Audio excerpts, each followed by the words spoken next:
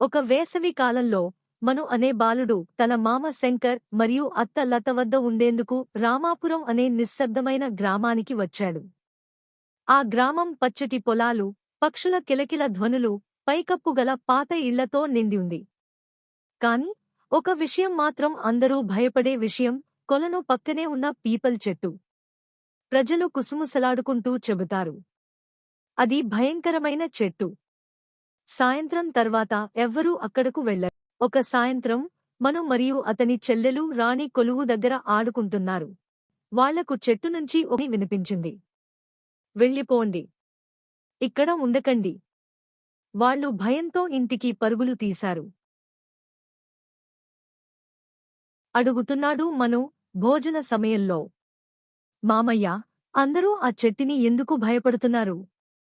శంకర్ మామయ్య ఊపిరి పీల్చుకుంటూ చెప్పాడు, ఏళ్ల క్రితం దేవమ్మ అనే ఒక మహిళ అక్కడ ఉండేవాళ్లు.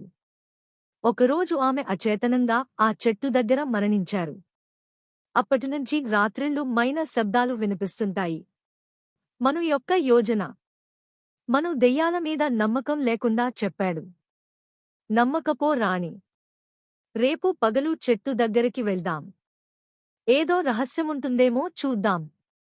2 రోజుల తర్వాత వాళ్ళు చెట్టు దగ్గరికి వెళ్లారు. అక్కడ కొత్తగా వేసిన పూలు కనిపించాయి. ఎవరో అక్కడికి ఇటీవలే వచ్చారు అనిపించింది.